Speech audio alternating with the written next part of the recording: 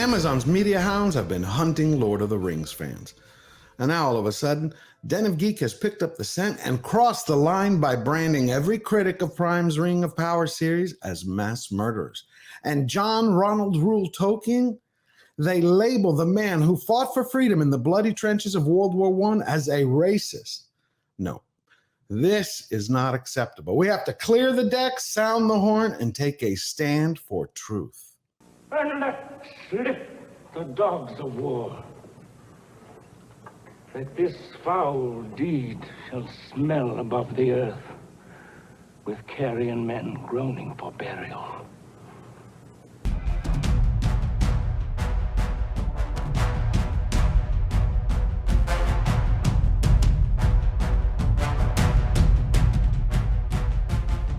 Welcome, Slayer Nation. I hope everybody is in a get up and go state, ready to fight. I want you to hold on to all of that good cheer that you have inside of you. Let it fortify you and give you strength as we cover a topic that's nothing but bottom of the barrel bunk and complete BS. Bounding into comics does an expose on Den of Geek writer Andrew Blair and his hit piece condemning all true lovers of Tolkien as mass murderers. Why? Because they simply, everything that they see and hear coming from Amazon about this series leads us to believe, leads every fan to believe that this series is disrespecting Tolkien's mythology. But that wasn't enough for the writer. He went as far as to strip every normal human decency, everything that makes someone compassionate, noble, and honorable, and he labeled J.R.R. Tolkien, the man himself, as a racist. This is a poem. I have a series of poems about the actor and future Batman, Robert Pattinson. Yes. You, Robert Pattinson, you will be someone who designs security shutters for small, independent high street retailers. It's unbelievable. When I first read this, I was furious. But then I took a moment, because anger serves nothing but to cloud the mind. It makes a folly of reason, and it transforms the heart into a honeycomb of hatred, which robs you of your spirit. And it steals from you all of your passion and purpose. And I said to myself, I refuse. I will be damned if I survived a kidnapping at the age of 7, to be taken high into the mountains of Greece, to be beaten daily for a year before my family rescued me. If I survived all that to face down my monster, to defeat my first giant, to have some pompous, pious pygmies of prejudice made small by their hatred define the day, define Tolkien and all the lovers of the legendary. Do you know what my first thought was? It's all of the children around the world, all those boys and girls every hour of every day, every week, every month, who crack open The Hobbit for the first time, who just finished it and go through the pages of The Lord of the Rings. They're introduced to a world rich in imagination and beautiful history and mythology. Could you imagine if their friends or teachers or parents or a relative heard this statement coming out of Blair's mouth through his words? What would they say? They might pull the books out of their hands, robbing them of a unique experience. Tolkien's stories inspire. They turn dark days bright, and brighter days are turned into beacons that last like a forever horizon in someone's life. But Blair didn't care. His proofreader didn't care. His editor didn't mind. And Den of Geek published something that robs all the children in Africa, Guatemala, Mexico, Mumbai, and India, Malaysia, and China, all of these children around the world, to rob them of the possibility of enjoying a beautiful work of literature. Who's the racist? The fandom only cares about one thing: story continuity and honoring J.R.R. Tolkien. Now, let's get into this Bounding into Comics article. It's written by John F. Trent. We're not going to go to the original in Den of Geek. I refuse to give them a view or a page click. Not going to happen. So the title of this piece is Den of Geek publishes article comparing the Lord of the Rings of Power critics to mass murderers. And Trent comes right out of the gate and he shares with you what Blair's premise is. Quote, in response to the trailer for Amazon's new Lord of the Rings series, there has been a negative reaction based on the fact that not everyone in the series is a white man. This is a facile attack from a puerile mind, a child who was ill-taught. He knows absolutely nothing about Tolkien and even less about the gifts that God gave him. The 2 ears, which are supposed to make someone listen twice as much, twice as hard as they speak or write. No one cares about color. No one's making an argument about color. The characters that have been discussed about the dwarf and the elf are serving as prime examples of how Amazon is changing and twisting the series from Tolkien's original writing. That's it. All we want is story, canon, continuity, fact, truth, and honoring the legendarium. That's it. So, Bounding into Comics takes their first jab at Blair with a quote from the OneRing.com, one of their tweets. Here it is. There's so much more, compressing the storyline into a few years rather than the centuries needed. Adding new forbidden romances, the show's being run by J.J. Abrams' acolytes. Elrond is a canny young architect and politician. Did you hear anything about color, ethnicity, culture, or any minority group there? No. Compression of time. These are two amateur showrunners who are untested, J.D. Payne and Patrick McKay. And so that's what OneRing.com is pointing out. They're taking a time period of about 400 years when Sauron, in disguise as Anatar, befriended the elves of Eregion and Celebrimbor. He used all the craft that he learned in the first stage from Aiule, how to be a smith and a master craftsman, and using guile and cunning and manipulation, he showed Celebrimbor how to fashion lesser rings till he eventually made the Rings of Power. So, you're telling me that the two amateur, incompetent showrunners are going to take that entire time period of centuries and break them down into 1 year at a time, 5 years, 5 seasons? How ridiculous is that? What's going to happen? Is Celebrimbor going to wait like when Sauron is on his lunch break? He's going to go, okay, now I'm going to go fashion those 3 rings for the elves. No problem. See, these are the issues the fandom has because Amazon is robbing the story of all its majesty, all of its rich mystery that entices you and pulls you in. And then right after that, One Ring goes directly into the forbidden romances. Tolkien states how rare it is to have an elven and mortal relationship. There are only 3, if you don't count a couple of hints in the unfinished tales. But Amazon says, hey, that sounds cool, let's throw it in. And then they bring up about J.J. Abrams' acolytes. They are J.D. Payne and Patrick McKay worked on Star Trek Beyond.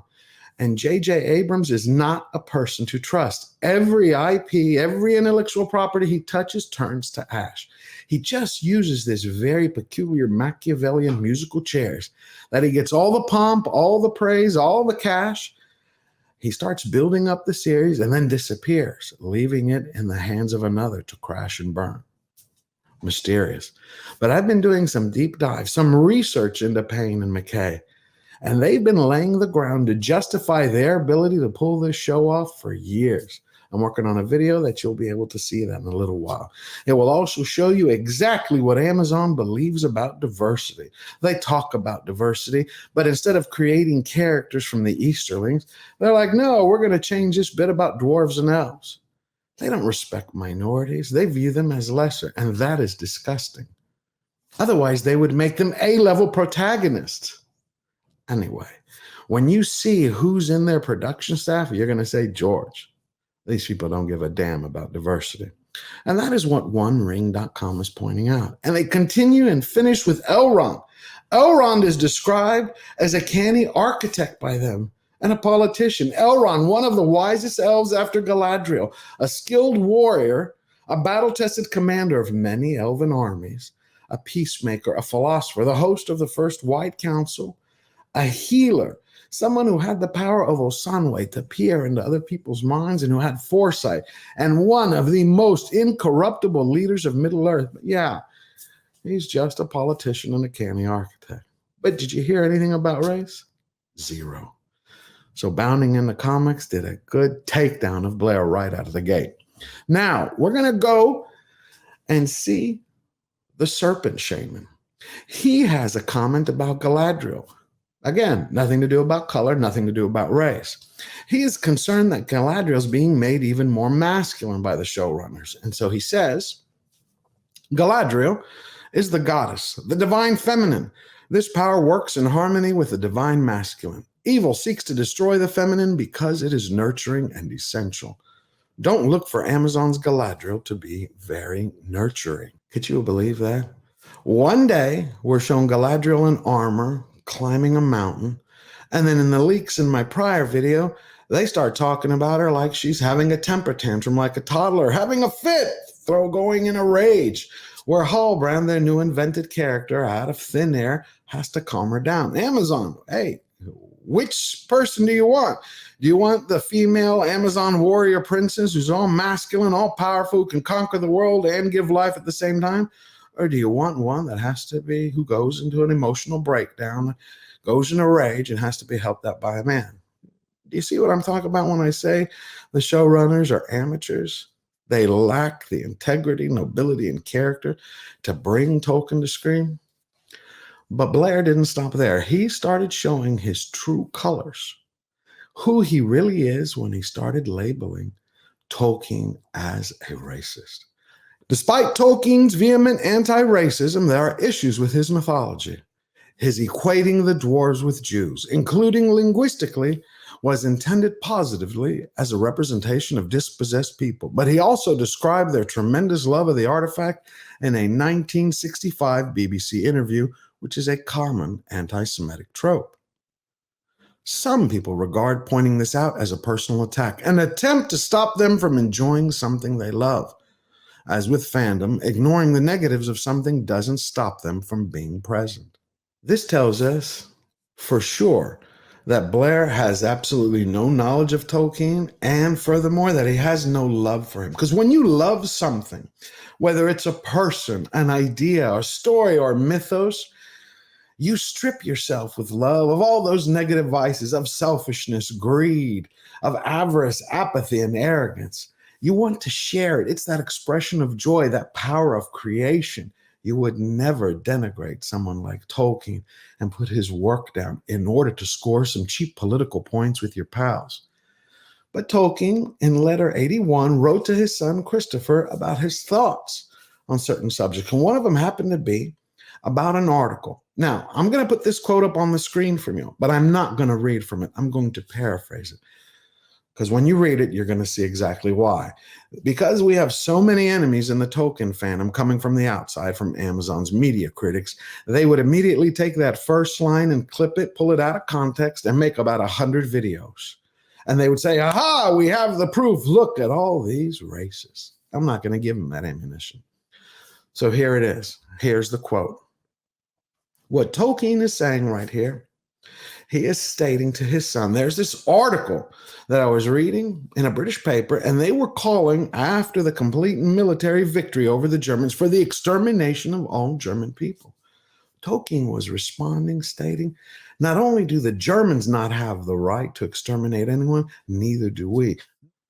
He did not like violence. This was a man who tried to enlighten the world with a living mythology. But Blair completely misses that. All he wants to do is go slam dunk and high five his emotionally woke buddies.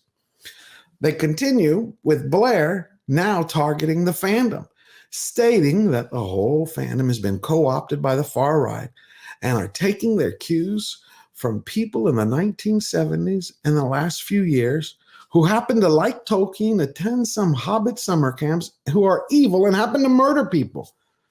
This is called projection, and this is what the emotionally woke do. They project all their guilt, all their sins onto other people. Here it is. Blair writes, in 1970s Italy, there were Hobbit summer camps run by a burgeoning right-wing movement who marketed themselves as not your father's fascists. Fans of Tolkien include Gianluca Casseri and Anders Breivik, both racially motivated murderers. Varg Vikernes, a black metal musician, murderer, anti-Semite, and scientific racist, i.e., someone who misapplies science to support their racism. Given its previous connections with fascism and the response to Peter Jackson's films, it's sadly not surprising to see Lord of the Rings fandom engaging in culture war campaigns. What do you say? You know he doesn't love Tolkien. We've gone over that. You know that this isn't a serious person, because anyone with critical reasoning ability would never make that comparison, never calling Tolkien a racist, never pulling the sins of others from the 70s to drape over the present fandom that you despise merely because they want Amazon to stay true to the lore. But Christopher, Tolkien's son, actually has a great response for this. Here it is. The world he created exists for itself and for what it tells you and for what delight it gives you. It may, of course, contain, as indeed it does, elements of his own comprehension, his view of the world at large, but not anything out of the primary world. What did Blair think about that, I wonder, when he read it from Bounding into Comics? But I have one more piece of ammunition for you, one more fact that Tolkien left behind for all. This is him talking about adaptations and fantasy, how you deal with a fantasy world. Remember when Mariana Rios Maldonado and Amazon and Vanity Fair said, we're updating all of this for the modern times because we have to take all these outdated tropes, all of this bile, all of this prejudice, all of this racism, we have to remove it, which didn't exist. And we have to create something for the modern world. Where here is what Tolkien said in letter 131 to Wilton Waldman. For reasons which I will not elaborate, that seems to me fatal. Myth and fairy story must, as all art, reflect and contain in solution elements of moral and religious truth or error, but not explicit, not in the known form of the primary real world. Not in the primary real world. They're trying to modernize something which Tolkien himself says is verboten. That's not what you do. Any changes you want to make, you have to make it inside of the living mythology itself. You cannot apply today's norms. He was looking ahead at the future and going, hey, don't touch it. Well, Blair didn't want to stop there with his criticisms and his labelings. He wanted to take it one step further because he hasn't sullied his name enough. And he states, there is a significant portion of fandom who are not in a position to be reasoned with. Report them. Block them, move on. They cannot create anything new, only distort and destroy what we already have. Wow. What have I always said? Those who want to call for censorship, regardless of what side they're on, are always the bad guy. And what Blair is doing here is he's saying, if you disagree with Amazon, if you disagree with him, you must be reported. You must be blocked. You must be stopped. You know what that is? This is called desperation. Because Blair and his other buddies, they've reached into that old dirty bag of overused and outdated dirty tricks that the media used, and they started flinging mud left and right, and it's not working. They are losing the narrative battle because people are realizing that they are twisting Tolkien's work. They are force-feeding their radical left positions into a world that was not designed to handle it, so it makes it ring with a false note of lies. It's not true. And even though the woke surround most of society, they've entrenched themselves into entertainment, they are actually very few and far between. They just have the megaphone in the media, and they have powerful people supporting them. But the majority, all those true lovers of Tolkien, who none of these people can even touch their toenail, all the people with real passion, they touch every culture and ethnicity around the world in a giant ring, holding each hand in a fellowship that cannot be broken. And they have all realized that this is not Tolkien's Legendarium. This has nothing to do with his world. This is Amazon buying the name and just slapping it up there. And though the woke may have the big screens right now, we all control the ones in our homes, and we can switch it off or turn the channels or just open an old book. Because Tolkien's works, his songs, his poetries inspire the everyday Bilbo and Frodo to stand up and defeat the darkness. Remember, never bow down, never bend the knee. Firmly defy and step up, stand tall, and get busy living your best life now. Always forward.